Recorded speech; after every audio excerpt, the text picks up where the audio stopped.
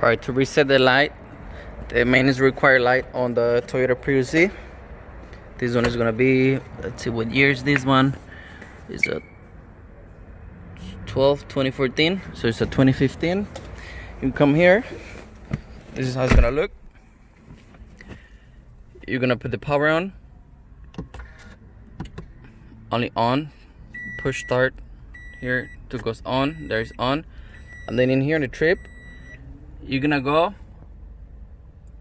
mine is already on the odometer, but if it's in trip A or whatever, you're gonna make sure it's an odometer. Once it's there, you're gonna turn off the switch.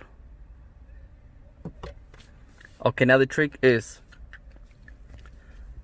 this odometer there? So the trick is here. You're gonna turn on the switch on, and then while the little blue screen is on, you're gonna tap this button right here, trip. You're gonna tap this on 1, 2, the third one, you're gonna hold it, and then it's gonna clear the thing.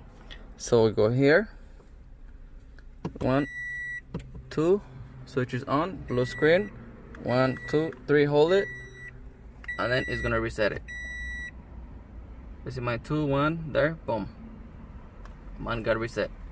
That's how you reset the maintenance required on the Toyota Prius 2015 Prius C.